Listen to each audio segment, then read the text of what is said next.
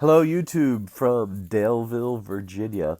This is Sunsets. We're going to talk about week 10 uh, of our journey to Katahdin. Uh, Chica and I had a great week, even though it started out kind of rough with me having food poisoning. I assume was food poisoning from the Mexican restaurant back in Pearisburg. I appreciate all the well wishes from everybody who told me to get well. I took heed and I did.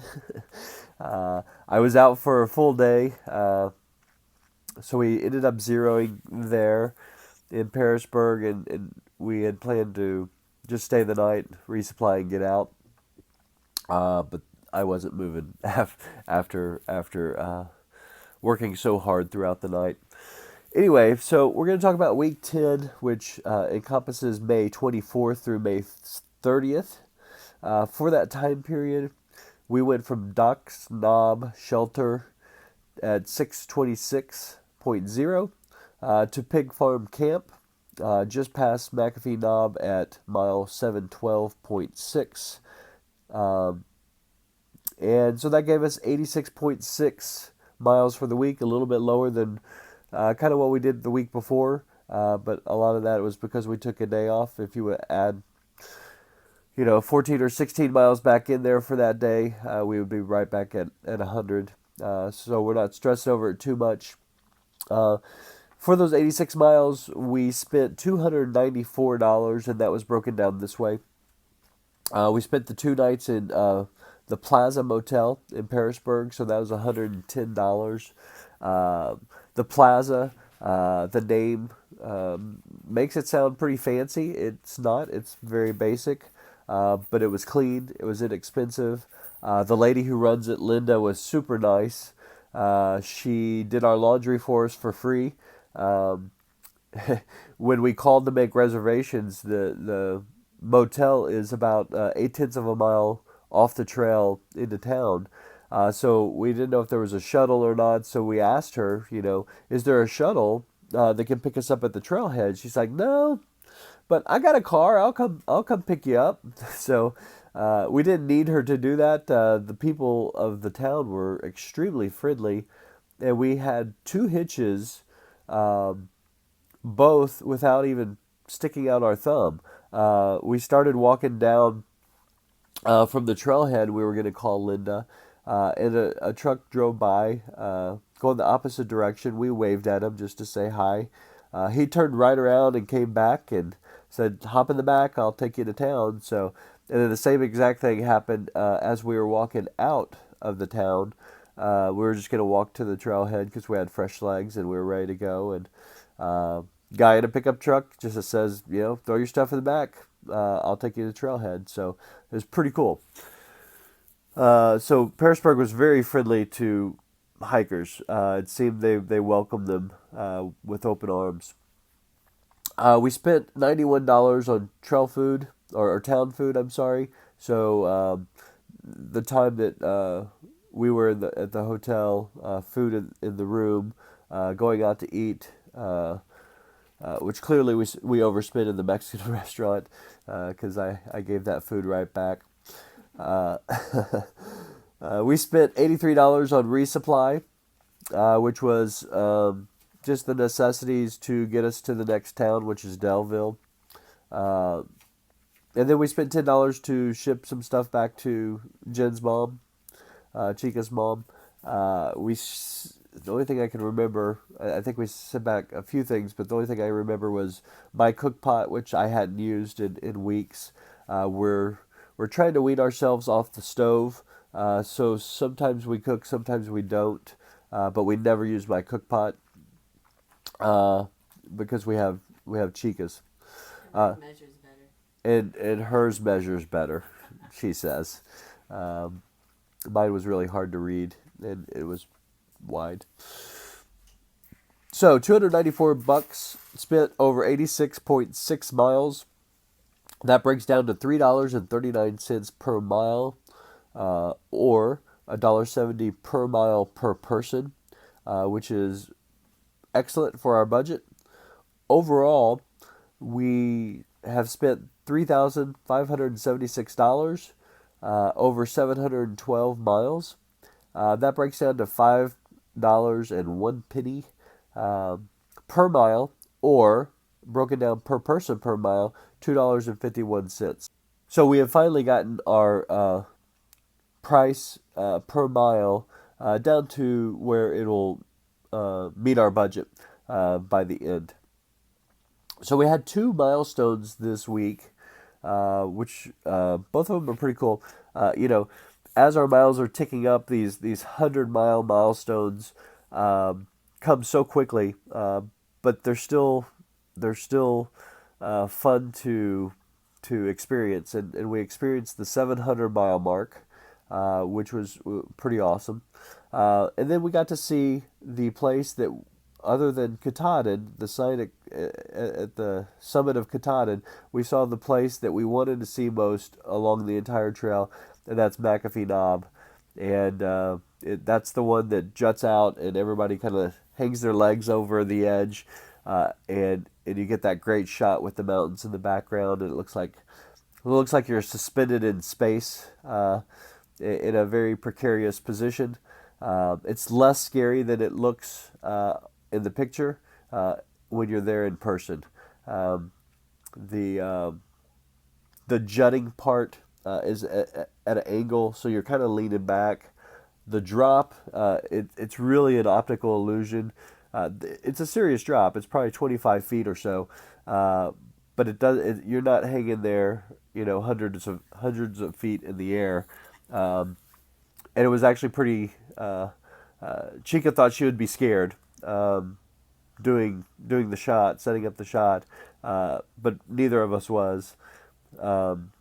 So it was a really cool place. We had a beautiful day, bright sunny skies, clear blue, and you could see the mountains just crystal clear in the background. And we really wanted to get up in the morning to do the sunrise there. A lot of our friends or people we knew camped on the knob, which you're not supposed to do. We followed the rules and stayed about half a mile downhill from there, and we just didn't have the energy to get up early in the morning and come up. But I saw some of the pictures. Oh man, it's almost worth breaking the rules for it. It was absolutely gorgeous. Okay, so let's talk about your questions, and I'll apologize to you in advance. There was a week or so when I was, or there's a couple days when I was sick. I blew through the comments. I really didn't write them all down. Typically, I write them down when I see them because there's so many comments. And thank you. We enjoy reading the comments, but there's so many, and it's hard to, if you don't write them down right away, to get to everybody. So if I do not answer your question and you still have the question, please, at the bottom of this video, ask your question again, and I'll make sure I answer it. But I do have a couple to answer. First one is, how did we know when our bodies were ready to do more miles? And that's a great question. In the beginning, we didn't. We set out a schedule, and schedules on the AT are just suggestions. You got to be pretty flexible to be able to modify those schedules. But we started out with a plan to do 8 miles the first week, 10 miles each day the second week, 12 miles each day the third week, 14 miles each day the next week. And that worked great up until 12. The 12 to 14, we weren't quite ready for 14. Our bodies were still struggling to get through the 12-mile mark. I remember early on at, 8 or 10 miles thinking, how the hell are we going to do 16 miles a day, which is what we have to do later on? Or how are people doing 20 miles? It was just so unfathomable. But what happened was, instead of going from 12 to 14 in one week, We did it over 3 weeks or so. We stayed at 12 for a while, and then all of a sudden our bodies said, "Okay, we can handle more," and we did a 14, and it felt just fine. Then we did a 15 and a 16, and then we got to the 15, 16 mark, and that's kind of where we are now.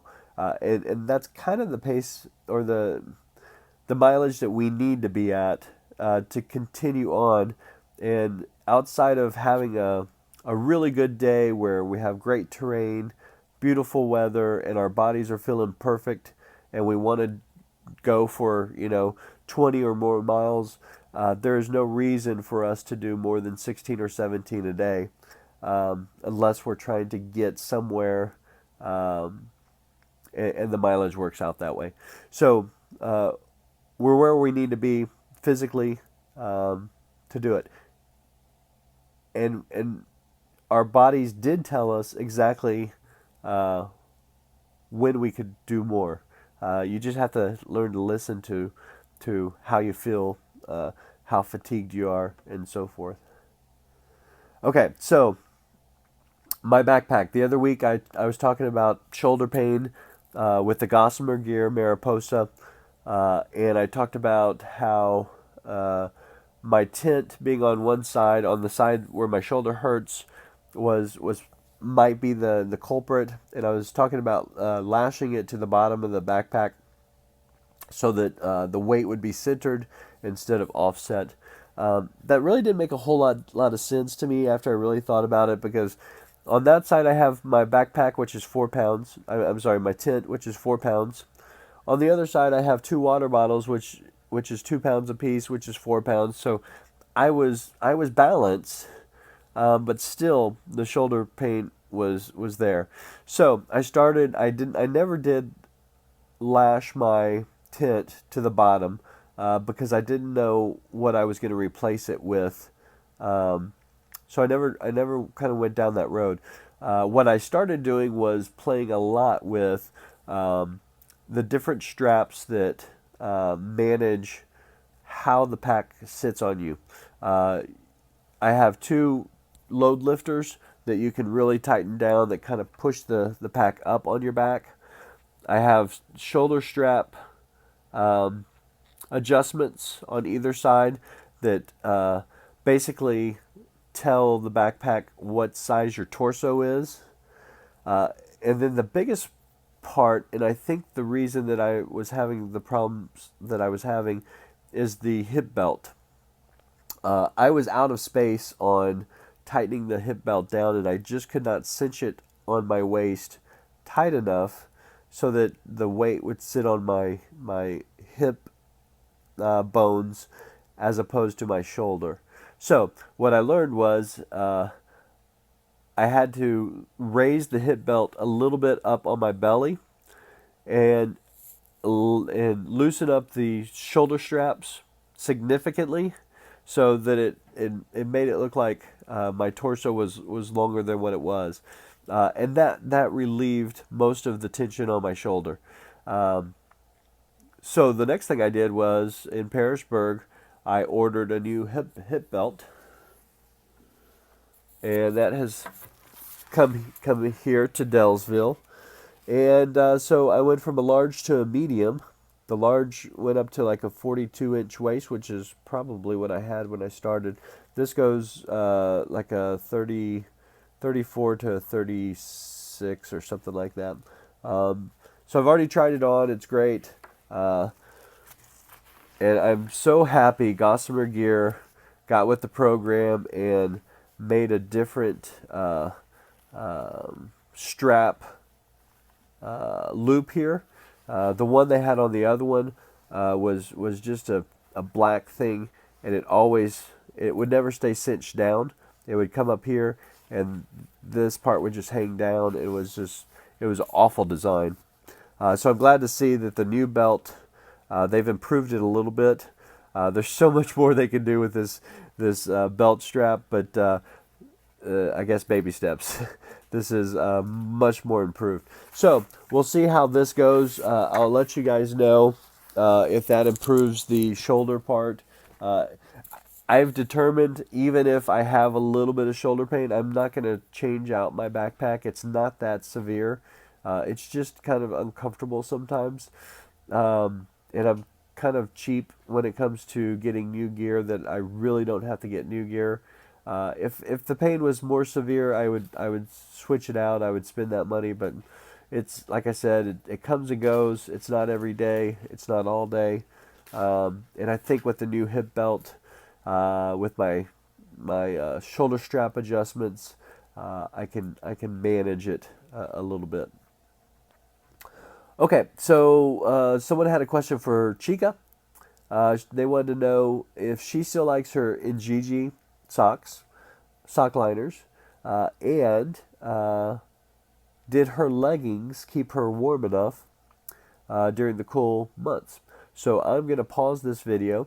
I'll give Chica the headphones so she can talk with you hearing, while you can hear her, and she'll answer those two questions. So hang tight. Hello, everyone. My Injinjis are awesome. I still love them. I wear them every single day as a liner, a sock liner, and it's like a glove. It goes around each toe, and it's a liner sock, so it's very thin, and I wear it under my Darn Tough sock. And what the liner does, I fully believe, is it creates another barrier. Instead of the Darn Tough rubbing on your foot and creating friction and blisters, the Darn Tough rubs against the liner sock, so not your skin. And I have not had any blisters on my toes, feet, anywhere. So I fully believe in them. And I have enough room in my shoes where it's totally comfortable. They don't feel too stuffed in there with the double socks or anything. So yeah, the Injinjis are working great. I have two pair and I switch them out every other day so the other pair can dry. Leggings, yes, I do have a pair of leggings. They're actually cropped, so they don't come all the way down to my ankles, but my socks and my gaiters come up a little bit, and then the leggings just come down to just below there. So I might have a little bit of skin exposed, but they did keep me completely warm in the cold weather when I did use them for hiking. I didn't use them that many times, and I still have them with me. Sometimes I use them in town if it's cold, from my town clothes, or when I'm doing laundry, because they stay pretty clean. So yeah, I love my leggings and they've worked great so far. Okay, so I'll tell you, on my socks, I've not had a blister either, and I don't wear the NGG sock liners.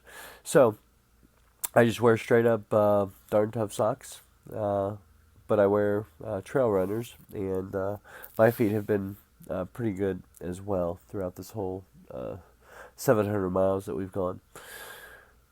That's it for this week. I will tell you, we're in Dellsville. We're at the Howard Johnson. Nice hotel.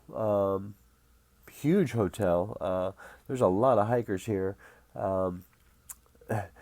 They advertise, well, in the AWOL guide, they say continental breakfast. On the billboard outside the hotel, they say full hot breakfast. Let's just call it a continental breakfast with waffles. That's about it. It's very basic breakfast. It's better than nothing. But I will say that there is a barbecue place right up the street called Three Little Pigs. That is a cool place. In fact, we went there last night, and I think we'll go there again tonight.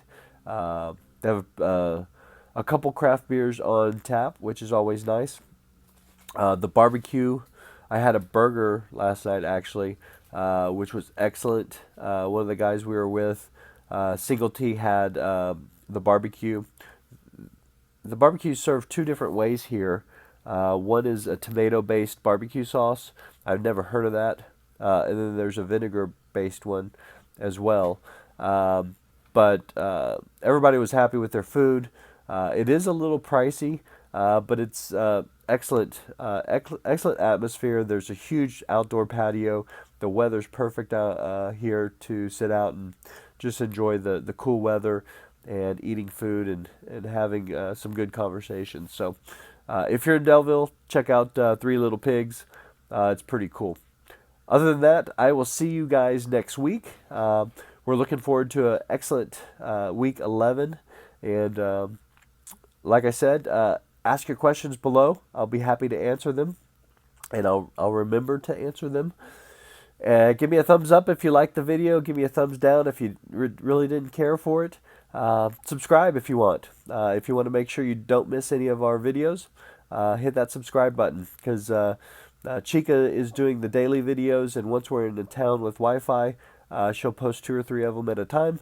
And then I do my weekly videos once a week to kind of wrap up the financial piece and to let you know other specific things about gear and what we're finding out about the towns. So anyway, see you next week. Ciao.